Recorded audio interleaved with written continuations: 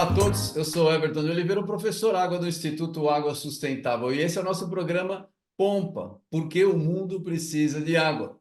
E como vocês sabem, a gente traz pessoas que trabalham com vários temas ligados à água, e hoje eu tenho o prazer de trazer para vocês o Paulo Renato Mesquita Pellegrino. Ele é arquiteto, paisagista e urbanista, mestre e doutor em arquitetura e urbanismo, professor da Universidade de São Paulo. Muito bem-vindo, Paulo. É um prazer ter você aqui com a gente. Agradeço a gentileza de você participar. Você poderia falar um pouquinho sobre a sua trajetória? Como é que você começou, como arquiteto, trabalhar com o tema de inundações e enchentes? Por favor, me conta um pouco de você. Então, Como é que você, da tua carreira inteira, né? pois é, na verdade, quando eu fiz a faculdade de arquitetura e urbanismo, eu fiquei muito interessado no projeto dos espaços abertos. Quando a gente fazia projetos de paisagem, ou projetos de paisagismo, como chamava, Hum.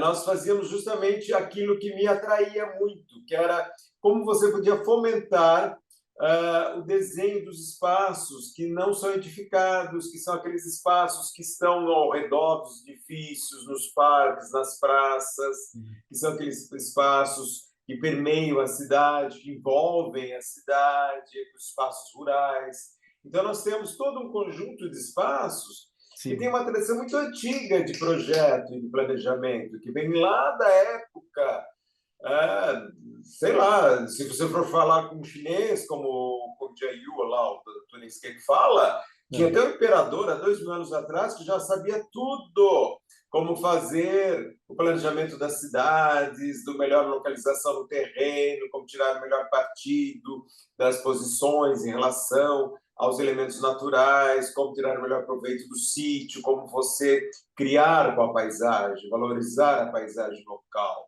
e tornar a paisagem um elemento que desse saúde, desse prosperidade, desse riqueza para os habitantes. E não fosse naquela ideia de você depredar, degradar e destruir o ambiente que estamos vivendo.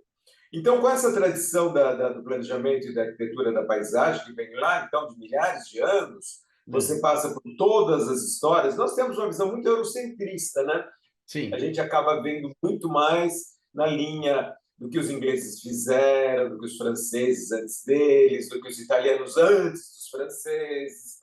E aí a gente vai fazendo essa ideia de como você está trabalhando para tirar o melhor partido do lugar para que as cidades, as comunidades, as pessoas tenham a melhor qualidade de vida, fiquem felizes, fiquem orgulhosas dos espaços que vivem no seu dia a dia. Porque se a gente vive no cotidiano, num espaço de degradado, um espaço, é, enfim, que não traga prazer, não traga alegria, não traga saúde para você, você está numa situação de perdendo sua vida. Então, eu achei muito importante isso. E aí foi muito interessante que daí na minha pós-graduação, no mestrado, eu encontrei a professora Miranda Martinelli Magnoli, que era professora lá na FAUSP, e ela ficou a minha orientadora, ela aceitou. E ela tinha uma abertura muito grande para essa visão da paisagem como parte da questão ambiental, tanto que foi criada naquela época na Faculdade de Arquitetura e Urbanismo da USP a É. área de paisagem e ambiente. Então significa que se associava as questões paisagísticas com as questões ambientais. Então você tinha todo aquele conjunto de informações e de dados multidisciplinares que vêm de todas as especialidades que alimentam as ciências da vida, as ciências naturais, as geociências, enfim, todas as engenharias, todas as técnicas e tecnologias de trabalho com os elementos da paisagem, e como você trabalha isso num projeto, como se sintetiza em paisagens. Porque paisagem nada mais é do que aquela percepção nossa daquilo que nós vemos, né? Tanto que o termo em inglês é landscape, quer Sim. dizer, significa a visada da terra, como você dá uma olhada no ambiente, mas que você consegue manejar, porque você consegue ver quais são os elementos. Então, existem os elementos de projeto da paisagem. Os elementos que você usa para projetar a paisagem, quais são? É o relevo, primeiro de todos, né? Então, você tem que ver as formas do relevo, você entender as declividades, as exposições, onde está exposto para o norte, para o leste, para o sul, como você vê as áreas baixas, como as águas se dirigem dos pontos altos para os pontos baixos, como você conduz essas águas. Então, você tem toda essa relação de elementos de projeto, que é o solo, a água e a vegetação. Então, você tem a vegetação como um elemento que, de uma certa maneira, sobrevive e ganha ímpeto quando ele faz esse cruzamento do solo com a água. E a água pode ser parte do ciclo hidrológico, então ela vem de onde? Ela vem da chuva, da evapotranspiração, faz todo aquele círculo que a gente conhece e alimenta a vegetação. E a vegetação cria água também, porque a vegetação consegue ser aquele grande esponja que absorve a água, passa a água para o subsolo, para o lençol freático, ela segura a água, ela faz a água voltar pelo vapor para a atmosfera. Então, você tem todo um tratamento que a vegetação dá, e a vegetação só floresce, só avança quando ela consegue ter um bom solo, uma boa água, com a água na quantidade necessária, e fazer todo esse processo de organização. Evidentemente que tem um quarto elemento que é nosso, muito humano, mas que a gente consegue aplicar no projeto de paisagem, que são os elementos construídos. Então, sempre a gente aplicou, desde lá da época da Babilônia, desde dos jardins suspensos da Babilônia, o que a gente faz? A gente faz elementos construídos, a gente constrói muros, a gente constrói caminhos, a gente constrói estruturas de coberturas, a gente constrói uma série de coisas que vai permitindo com que você usufrua de toda essa paisagem. Então, se você junta o solo, a forma do relevo, né, com as águas, com o caminho das águas, com o caminhamento, com o tratamento, manutenção, recuperação das águas, etc. E como você junta isso com a vegetação e com os elementos construídos, é a base de um bom projeto de paisagem. Então, o projeto de paisagem nada mais é do que considerar a água como parte do seu elemento de projeto. É uma como o arquiteto que trabalha com projeto difícil, pode ter os materiais dele, pode ter o concreto, a madeira, a estrutura metálica, vai ter os revestimentos, vai ter as coberturas, etc. O arquiteto da paisagem tem esses elementos naturais. Na verdade, não tão naturais, alguns são construídos, como os elementos construídos, né, que o próprio nome diz. Mas isso permite que você vai trabalhando nesse acordo. Mas voltando à história do meu mestrado, ele foi muito legal porque foi no momento em que a gente começou a aplicar aqueles conceitos de planejamento de uma região grande. Então, a gente pode ir nessa escala da paisagem, desde o entorno de uma edificação, até de um pequeno espaço, até uma grande região.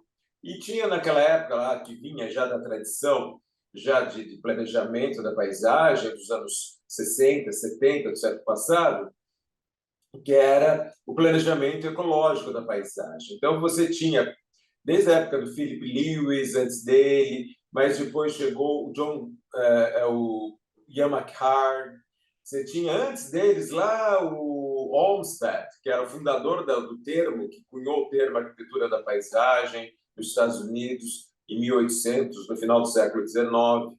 Então, você tinha todo um conjunto de tradições que vinham já trazendo essa ideia de que você podia tirar proveito da paisagem e que, com isso, você podia criar as melhores condições para os assentamentos humanos. Você podia criar as melhores condições para aproveitamento dos recursos hídricos, de todos os recursos naturais, e tirar o melhor proveito daquilo que depois passou a ser chamado de serviços ecossistêmicos. Apesar que eu fico um pouco achando muito antropocêntrico isso, porque a gente tem sempre essa ideia que a gente só está fazendo coisas para nós, humanos. Mas, na verdade, quando você faz um projeto de paisagem, você tem que fazer um projeto para todas as formas de vida que confluem naquele lugar. Então, você tem todo um conjunto, desde a vegetação, dos animais, enfim, você tem da própria base mineral, da base geológica, tudo isso faz parte de um conjunto de elementos que a gente tem que explorar no projeto. E nesse projeto de mestrado, que foi o planejamento de uma área aqui em torno de São Paulo, foi muito legal, porque nós começamos a ver todos aqueles mapas que são sobrepostos, que é o método de overlay que o McHarg desenvolveu muito bem naquele livro dele, Design of Nature. Então, a gente trouxe para cá uma tentativa de aplicação desses conceitos que iam, então, da visão das melhores áreas para ocupação conforme o relevo daquilo que seria o landform, com as land uses, com a vegetação, com os usos do solo, com a agricultura, com os usos urbanos, com os industriais, serviços, etc. Todo aquele conjunto de usos que poderiam ser melhor distribuídos numa grande área.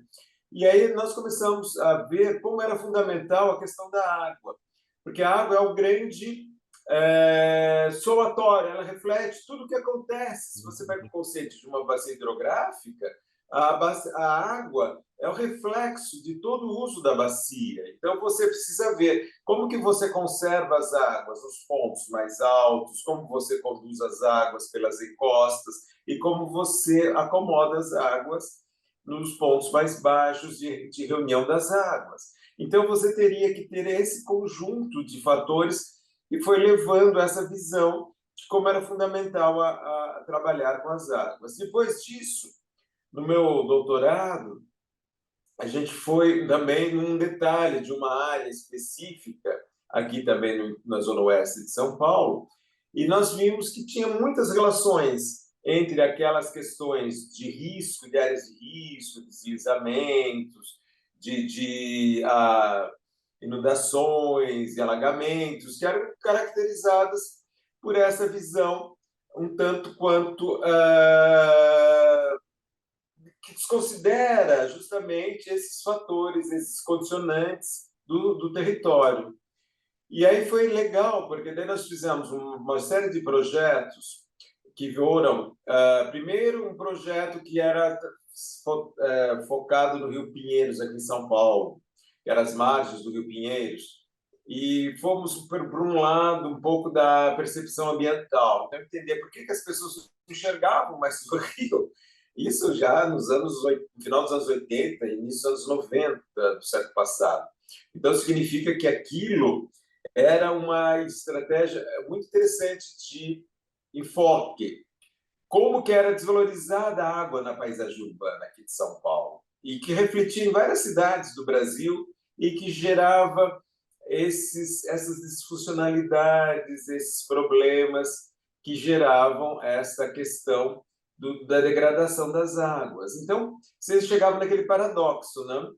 Se a gente degrada a água numa cidade como São Paulo, a gente estraga a água assim que ela cai, que a gente conduz por esses sistemas de drenagem duros, por esses sistemas de drenagem de condução, de conveyance, né? Cada vez gerando essa bola de neve que vai aumentando, porque você vai impermeabilizando as bacias, vai gerando toda aquela rede de drenagem através de esconder as águas, né? Porque o nosso grande modelo de drenagem urbana é daquela microdrenagem que vem lá das calçadas, das guias sargentas, que cai nas bocas de lobo, bocas de leão, e desaparece em galerias fluviais, e depois vai aparecer nos córregos, que também são canalizados, que transformados em canais, até você jogar embaixo lá no rio, ou no Rio Pinheiros, ou no Tietê, ou no Tamanduateí, enfim, aqui na região de São Paulo. Então, você vai fazendo esse desenho de condução das águas que precisa cada vez mais ser ampliado.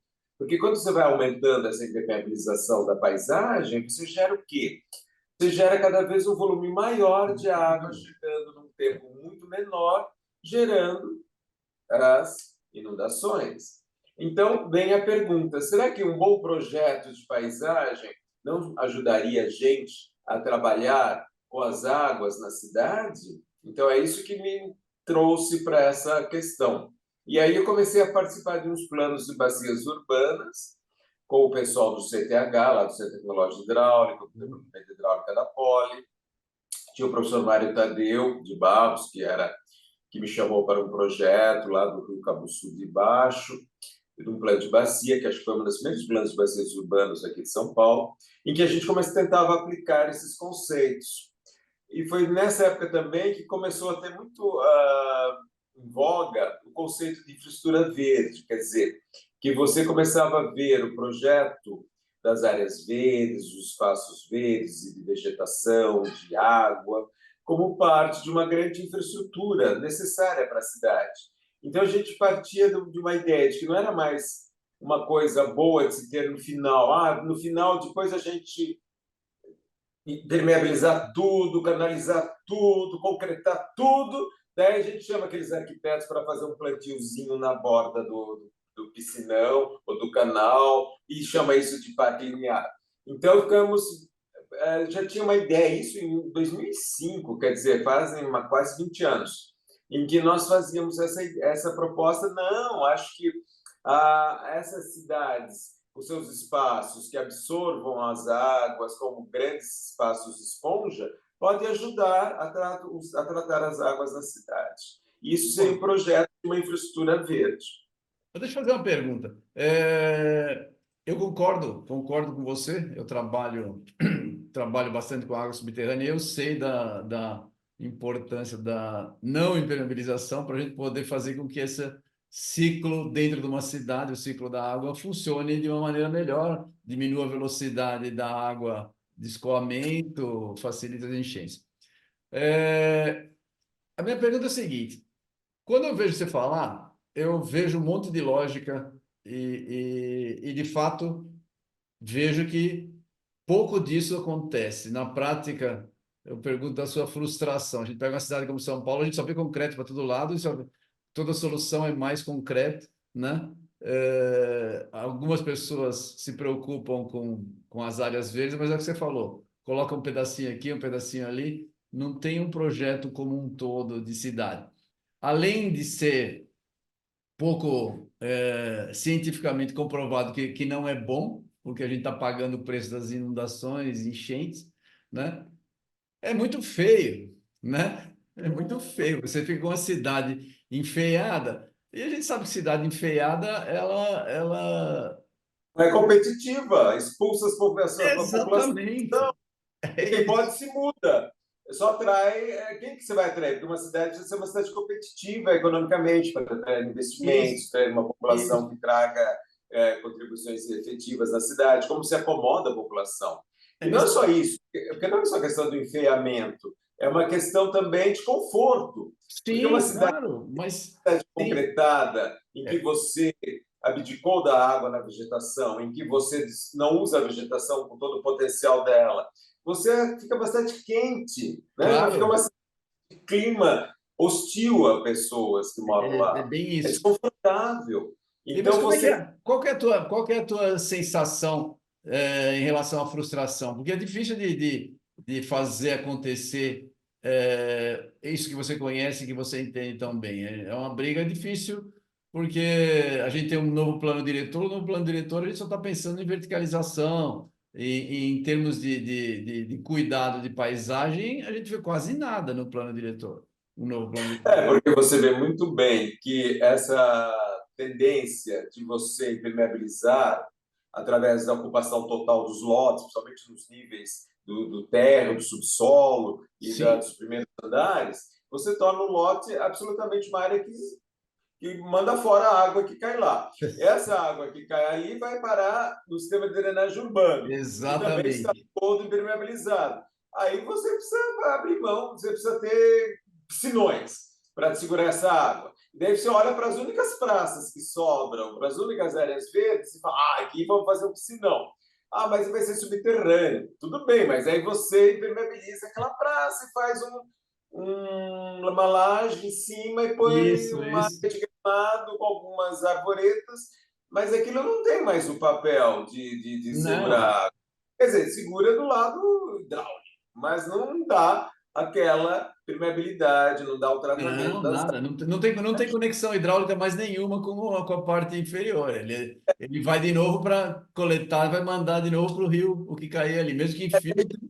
abrindo, é porque sempre parte desse mesmo paradigma de condução das águas. A gente imagina que as águas é um estouro que precisa ser livrado rápido delas e mandado para baixo. Só que você gera apenas, você empurra com a barriga. Ou aquilo que os ingleses falam, kick the can down the road, ou você chuta a lata para baixo. É. E aí você gera mais água lá embaixo. E daí você precisa criar mais um canal maior lá embaixo. Ou você precisa criar mais reservatórios lá embaixo. E aí você vai gerando. Mas aí tem um lado positivo, sabia? Qual? Porque você gera uma indústria de construção de obras públicas maravilhosa, Ah, que tem uma demanda infinita e que está sempre precisando e tem justificativa de fazer mais obras, né? Então você tem aí uma vida muito boa para quem se encarrega de fazer essas obras de engenharia tradicional de sim, drenagem urbana nas cidades, porque você gera uma demanda por projetos e por obras maravilhosas, imensa, obras imensa. caríssimas. Então você tem toda uma indústria funcionando muito bem. E não, aí os interesses estão muito bem estabelecidos, né? Então, sem dúvida. Só que você vai jogando para baixo, vai jogando para baixo. Então você vai criando uma. Daqui a pouco você tem toda essa água caindo ali no. Como é que chama aquele nosso grande dreno de São Paulo, que é o Cebolão, né? Sim, Encontra o Pinheiros com o o Tietê, TT, carrega toda a água, e daí você vai jogar aquilo lá para São João. Como é o nome da vai para o cidade? Cidade interior, vai para o embaixo, interior. Cabreúva, coitadinhas, aquelas cidades acabam recebendo um tsunami em cima delas de água Mas suja. deixa eu falar, Então, tem vai, solução. Você acabou de falar aí.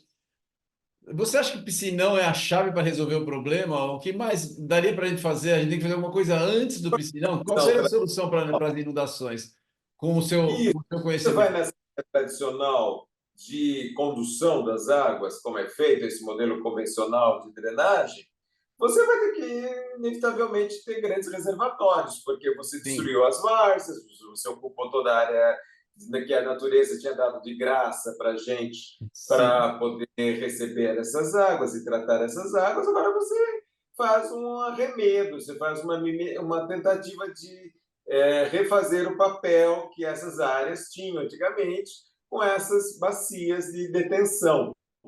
As bacias de detenção nada mais são do que uma forma de você remediar o problema, mas não acabar com o problema, porque você tem que liberar logo essa bacia para o próximo evento, para a próxima É, chuva. Então você precisa mandar para baixo. Na hora que você começa a fazer um piscinão atrás de outro piscinão, aí perdeu o sentido, porque como é que você vai conseguir ter o efeito de detenção se você precisa liberar você precisa logo para a liberar água. próxima chuva? E aí você precisa estar limpinho, precisa acabar com todo aquele assoreamento que traz todo aquele material, todos aqueles resíduos, tudo que Sedimento, vai dentro, precisa estar liberado para a próxima chuva. E pode cair uma chuva forte, porque nesses tempos de mudanças climáticas, nós também estamos trabalhando com outro fator, porque esses cálculos todos que os engenheiros usam para a montagem dessa grande máquina hidráulica de condução das águas do modelo antigo eram vistas pelas chuvas históricas. Então, eles faziam todos esses cálculos baseados naquelas chuvas claro. da média histórica, né? Para você poder calcular as seções, os canais, a capacidade de armazenamento que os Armazenamento, distribuição. reservatórios têm que ter e tudo mais. Só que nós estamos entrando em novos momentos históricos. As chuvas que estão vindo por aqui, com o El Ninho aí no pé da gente, e com todas as novas mudanças dos eventos extremos que as mudanças climáticas estão causando, porque as temperaturas sobem, então as precipitações vão vir com maior intensidade, as chuvas vão cair com maior chuva, e toda essa infraestrutura convencional de condução das águas se percebe que ela é subdimensionada. Ela não vai dar Sim. conta de vazão de todas essas Não. águas, nem de retenção, muito menos. Você não está dando agora que ainda não construiu 100 e 200 piscinões, sei lá quanto, a conta está sempre aumentando, né? Sim, Piscinão. sim. Então você não sabe como que vai ser no futuro, quando tiver mais chuva chegando, com chuvas mais violentas, com ventos, com essas bombas de ventos que vêm. Tem um nome para isso, que não é furacão, é uma bomba. Tem um nome que os estudiosos de clima dão a esse fenômeno de descida do vento rapidamente das nuvens de convecção e provoca aquela destruição com ventos 100, 150 km por hora, com uma quantidade imensa de água, chegando em cima da cidade, e a cidade é aquela chapa quente, totalmente impermeabilizada e que não tem condições. E aí você fica nesse impasse. É um grande dilema que nós estamos vivendo. Porque o nosso modelo antigo, que foi construído há 100 anos, esse modelo que o Billings projetou, e os engenheiros seguem ao pé da letra até hoje, que tudo pode ser feito aqui em São Paulo nessa linha de projeto, né, da drenagem urbana, ela está sendo colocada em xeque. E você cria uma cidade que não é sustentável, que ela não tem como ser trabalhada nessas condições, dessa visão de 100 anos atrás, que a gente está aplicando aqui em São Paulo até hoje. Continua aplicando no Brasil afora. Porque todo mundo que é aqui em São Paulo ele segue os mesmos modelinhos. Você vai para Manaus, imagina, na Amazônia, e você vê o pessoal fazendo canalização de igarapé.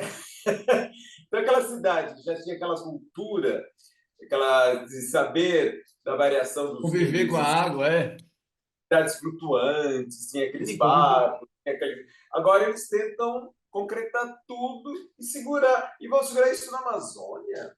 Então você gera aquele impacto, porque você está criando uma situação totalmente sustentável. E aí depois tem o outro lado da moeda, porque nada diz que nessas mudanças climáticas você vai ter momentos que nem esses agora de verão aqui na região sudeste, e nós temos muita água, mas pode chegar a ter secas. É só lembrar de 14, 15, 2014, 2015, quando tivemos à beira daquele colapso, né, de abastecimento de São Paulo, porque justamente nós não temos essa água toda que a gente recebe, a gente joga fora, contamina, a gente polui essa água, a gente joga tudo no mesmo canal, com toda a poluição difusa, com todos os esgotamentos que ainda não foram feitos, com toda essa... Porque esse sistema de drenagem concretado, impermeabilizado desses canais, ele gera uma perda de qualidade imediata da água, porque a água vem lavando as ruas, os telhados, e joga tudo aquilo na galeria de água pluvial, que vai ficar entupida, onde eles têm que vir rapidamente fazer a manutenção da galeria de água pluvial para tentar desobstruí-la, e depois isso tudo é levado para o rio lá embaixo. Daí precisa ficar dragando o rio, precisa ficar limpando, etc. E aí você acaba com a qualidade da água. E aí vem a época que não tem chuva, os nossos reservatórios estão comprometidos, porque eles foram ocupados de maneira absurda, toda a bacia de ocupação das áreas que era para ser de preservação dos mananciais virou uma piada, porque foi uma ocupação desenfreada daquelas áreas, porque como você não podia ter a ocupação, se ocupou de qualquer jeito. Daí liberou geral. E aí gerou comprometimento dos reservatórios. Daí você não tem água quando precisa da água. Então, nós tivemos um dilema muito esquisito aqui, porque a gente morre afogado no verão e de sede no inverno. Então, a gente não consegue mais ter aquele balanço que a natureza dava para nós de conservar as águas e conduzindo mais devagarzinho. Você recarregava os aquíferos, você recarregava tudo nas áreas de manutenção dos aquíferos, de recarga dos aquíferos, e você perde hoje isso. Então você joga fora essa água e depois fica sem água, fica chorando que não tem água. São Paulo era a terra São Paulo era a terra da garoa. Quem conhece garoa hoje? Né? Porque você tinha justamente essa forma mais branda, mais suave. Lembro que meu pai, que era agrônomo, ele falava muito da chuva criadeira, que é aquela chuva mansinha que vinha para você poder ter as suas culturas, movendo as águas, etc. Hoje em dia a chuva vem como uma destruição. Então a gente perdeu até essa característica de ver na água uma coisa positiva, que é fundamental para nós, que é necessário para a vida. E a gente vê a água uma ameaça, fica com medo, com pavor, com pânico da chuva, e depois fica bebendo água na xicrinha para o vizinho, porque não tem mais água. E tu, uma Verdade. Deixa eu falar. E quais tecnologias, quais soluções dentro do teu conhecimento teriam para a gente fazer como contenção, manejo de inundação, sem ser fugindo do piscinão e do lugar comum da pai, higiene? mas é só entender aquilo que eu falei no início. É, Como você conduz, com aquele imperador chinês já sabia fazer isso há 5.000 anos atrás. Como você conserva a água, como você recebe as águas nos pontos mais altos, não acelera a trajetória das águas, então significa que você precisa ir absorvendo as águas, você isso. precisa ir segurando as águas. Então, como você recebe as águas nos pontos mais altos da bacia, para ela funcionar como um manancial de verdade, e como você conduz as águas através das encostas na bacia, para não gerar esses tsunamis que destroem tudo. Então, você tem que ir desacelerando, tem que ir espalhando as águas, tem que ir absorvendo essas águas. Por isso que você tem todo o projeto de paisagem que isso pode trazer. Você tem que ter muita área vegetada, você precisa ter essa floresta urbana, com uma boa cobertura das copas, das árvores. Pelo menos elas têm que ter uma cobertura, já fazem cálculos, e no mínimo um terço da bacia precisa ser coberta por dossel de árvores, né? E o chão da bacia precisa ser coberto, precisa ter aberto com solo, com vegetação, Fazer com todos infiltração. aqueles tratos interiores, e É, transformar a bacia numa grande esponja. Por isso que existe o conceito até de cidade cidade esponja, esponja. e os É, chineses estão atuando e tentando fazer isso. Então, você trabalha com a água lá em cima, na bacia, na descida pela encosta e no acomodação dessas águas nos pontos mais baixos. Então, você não faz canaizinhos estreitos, você faz espaços que a água pode transbordar, voltar de novo, e nesse processo, no contato com a vegetação e com o solo, ela vai se regenerando, ela vai trabalhando, ela não vira. As várzeas, os banhados, já eram esses desenhos que a natureza tinha eu já testado há vi. milhões de anos, já vinha trabalhando com isso. E nós resolvemos fazer como é que fala? O melhoramento, né? Os projetos de melhoramento da natureza, que a natureza provavelmente era muito bobinha, não sabia o que fazia e precisava que nós chegássemos e dessemos um acerto na natureza, que a natureza era burra. E, coitadinhos, que arrogância nossa, né? Nós perdemos todas as lições da natureza e agora a natureza vai fazer, no final vai ganhar, e nós, não adianta. Já está ganhando. Outro, a natureza vai corrigir. Mas acontece que aí nós vamos levar na cabeça, porque ao invés de a gente estar aproveitando tudo de graça que a natureza fazia, a gente está gastando dinheirão, recursos, energia, para degradar a água. E no final a Isso. gente Vai ainda ficar vai levar na conversando. cabeça que a gente vai ser afogado ou vai morrer de sede. Então a gente não sabe trabalhar com isso, nós perdemos a mão. Mas essa coisa é facinho de fazer. É só começar a ter espaço para a água ir sendo gradativamente conduzida através das bacias, tendo os pontos de recarga, os pontos de passagem e os pontos de armazenamento. É desenho dos espaços livres, dos espaços abertos. É você ter vegetação, é ter solo. Por exemplo, a gente vê todo o desenho dos nossos canteiros e avenidas, eles são para cima. Então, quando alaga ou inunda aquele trecho, tudo não tem que subir em cima do canteiro. E o asfalto fica inundado. Então, tem que ser o contrário. Porque a gente estava sabendo que nas áreas com canteiro, com vegetação, é que você tem que Consegue ter infiltração. as águas chegando ali. E as áreas onde as pessoas estão têm que ficar mais sequinhas para elas poderem circular, andar, fazer sua vida. Então é só uma questão de desenho. Onde você acomoda as águas, onde tem vegetação e solo, onde você libera e deixa mais sequinho, onde as pessoas circulam, moram, fazem suas atividades. Então é uma questão de projeto urbano, de projeto de paisagem urbana. Então, você tem que fazer isso levando em conta que você tem que ter muitas áreas permeáveis mas, ao mesmo tempo, as áreas de piso, pavimentação, edificações têm que ser trabalhadas. E as áreas com edificação também não são necessariamente uma área só para jogar fora a água.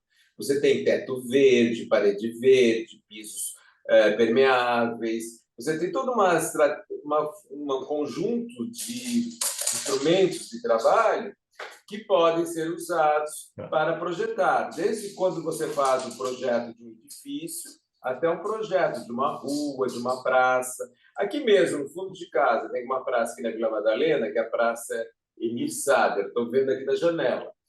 Tem uma equipe bem intencionada da prefeitura de limpeza, que chama de limpeza, que não é jardinagem aqui.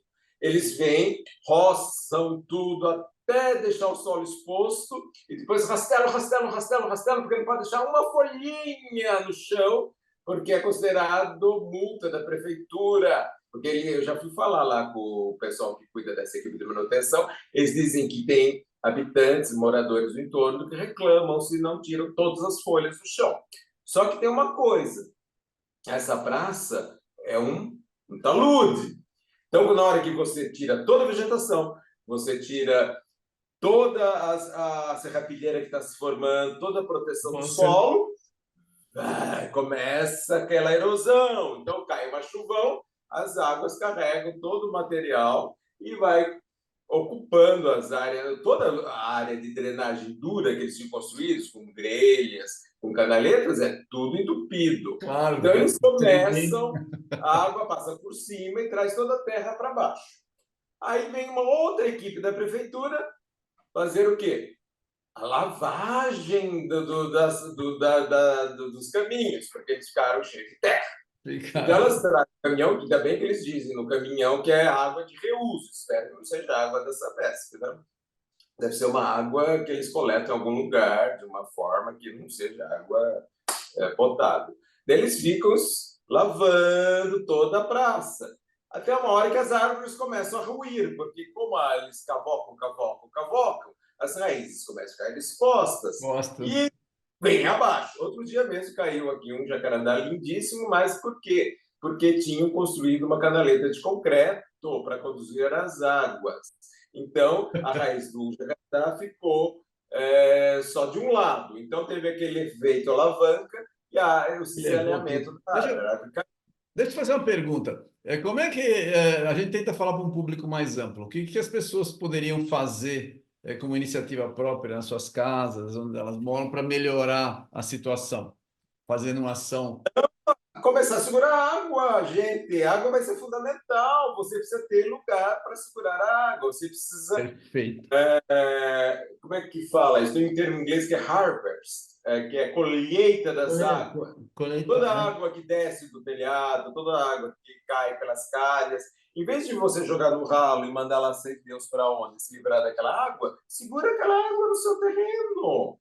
Ou manda para o canteiro, para as plantas, elas adoram isso. A planta não gosta de água. Claro. Você não precisa depois pegar a mangueirinha e ficar irrigando com água da Sabesp nossas plantinhas. A gente pode usar a água do telhado, a água da chuva. Aliás, os nossos telhados podem ser telhados verdes. Né?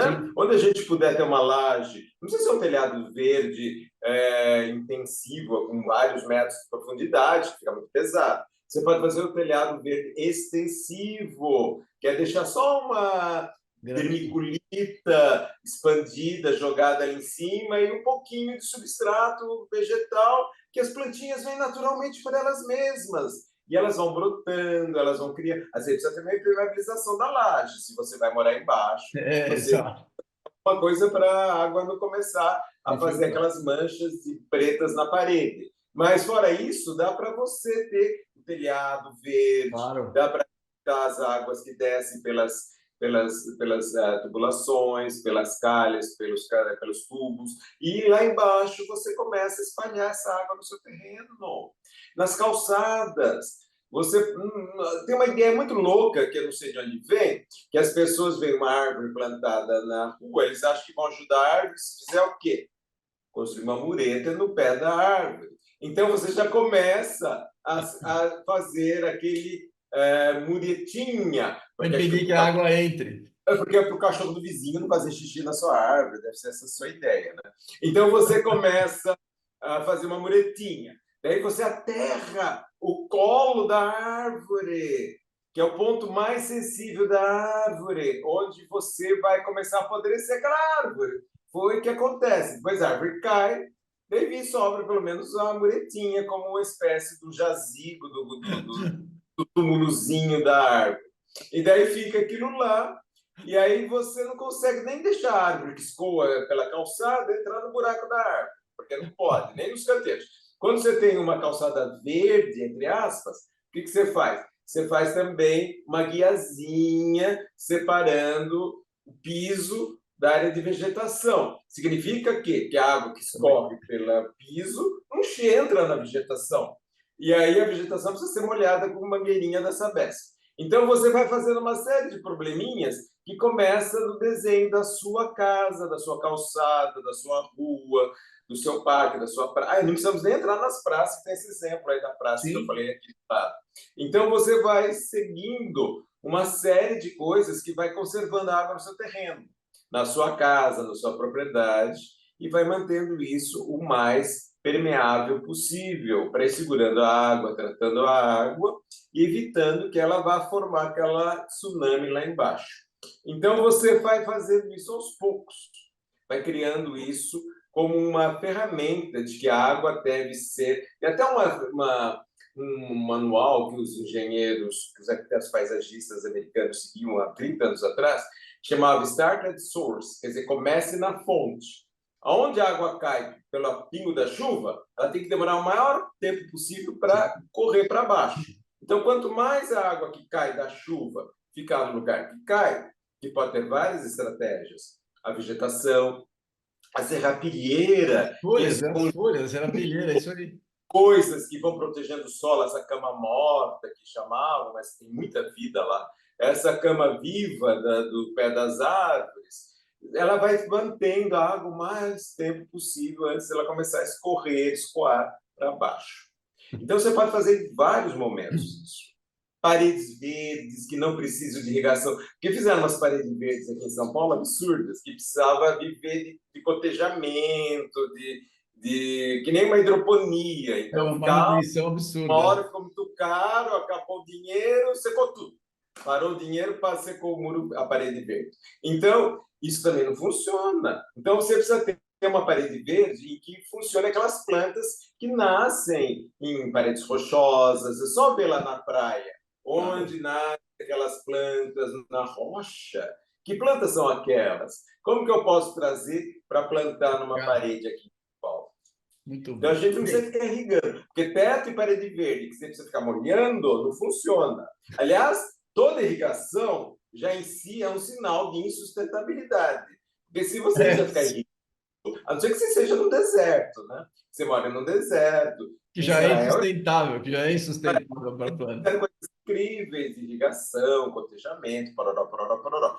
Mas se a gente mora numa cidade que chove, que nem São Paulo, por que a gente não aproveita essa chuva, essa água, pelo menos para economizar na irrigação? Ótimo. Deixa eu falar, o papo está excelente, mas infelizmente o nosso tempo aqui já está no final. Eu peço só para você fazer suas considerações finais, por favor. Muito legal, eu gostei demais da conversa. Vou ver se eu volto a falar contigo dos assuntos mais específicos. Muito bom. Faz suas considerações finais, por favor, Paulo. Chamem um bom arquiteto. Estou já falando isso por causa própria. Mas se você tem um arquiteto paisagista que entende, arquitetos, engenheiros, geógrafos, geólogos, botânicos, todas as áreas Sim. de ciências que trabalham entre essa intersecção das ciências naturais e com as engenharias, com as técnicas, e que você possa traduzir em bons projetos, elas são fundamentais. Então a gente tem que deixar de ser preguiçoso. Gente, para de ser preguiçoso. A gente vê, por exemplo, a solução que deram para o Rio Pinheiros, esse muro de 22 quilômetros de cada lado do rio. Mas é de gabião, vai ter umas plantinhas que vão nascer por cima, vai ficar bonitinho. Não sei, mas quem que vai ser o tonto da pessoa que vai andar 22 quilômetros no muro reto, em cima, com perigo de cair lá embaixo, não poder subir mais? Então, a não ser que seja um ciclista de Alpinista, enduro, que gosta alpinista. de fazer provas de 40 quilômetros, 100 quilômetros. Então, vocês vão ver aqueles ciclistas maníacos correndo sem parar na beira do rio.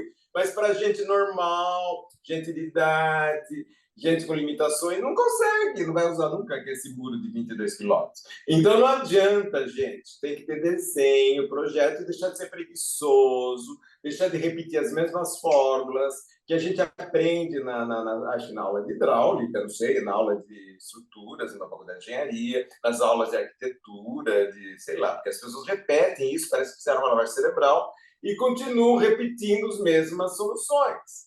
Então, não dá. Vamos ter um pouco de criatividade e vamos pensar em como que a gente consegue segurar a água, melhorar o clima urbano, tornar todo mundo mais saudável para poder usar as cidades. Porque ficar andando em corredor de shopping que tem ar-condicionado pode ser uma solução, mas não vai melhorar a saúde mental da cabeça de ninguém, porque a pessoa vai ficar endividada, vai ter que sair correndo atrás, pagar o cartão de crédito e não vai ficar feliz. Então, precisa ter soluções de uso do espaço público que não seja consumo. Então, por exemplo, que essas pessoas que estão fazendo agora, não sei o que, de uma marca de cerveja lá no Rio Pinheiros, é para a pessoa consumir cerveja. Então, além das Claro, pessoas ficarem, é claro. algumas nem podem, porque elas vão ficar meio atarantadas. E aí não vai dar certo. Não, não pode associar sempre que o uso do espaço aberto numa cidade é sinônimo de consumo. E parece que aqui em São Paulo a gente só considera que uma atividade tem lógica se você está gastando dinheiro. Então, eu não sei se isso vale a pena. A gente tem que descomprimir, tirar a pressão das pessoas, poderem viver em comunidade, poderem usar umas às outras, fazer uma atividade que não custe nada e que trabalhe com uma área confortável, sossegada, gostosa, que tenha sombra, que tenha vegetação, que tenha outros animais, porque também as pessoas morrem de medo de outros bichos, parece que Olha, tá tem bom. medo Pessoal, de cobra, escorpião, aranha, capivara, tudo é motivo de pânico. Então não pode ter nada. Então tem que impermeabilizar tudo, limpar tudo e correr para dentro do shopping. Então não sei se assim tem futuro. Né? Uma eu, hora vai é, acabar o eu, shopping e eles vão cobrar muito caro para a água de beber lá no shopping. bom, eu adorei as suas considerações finais aí, muito legal, é verdade, você tem razão. A gente teve aqui, gente, o Paulo Renato Mesquita Pellegrino, vocês tiveram uma aula de como se pensar melhor o uso da cidade, como que a gente pensar o nosso urbanismo usando a água para o nosso bem e não simplesmente desviando a água do nosso caminho, que a gente só está criando mais problemas. Parabéns, Paulo. Foi muito legal conversar com você. Um prazer ter você com a gente e, de novo, parabéns pelo seu trabalho. Muito legal. Obrigado. Obrigado pelo convite. Vamos em frente, precisamos usar água para viver, né? Sem dúvida. Obrigado, obrigado.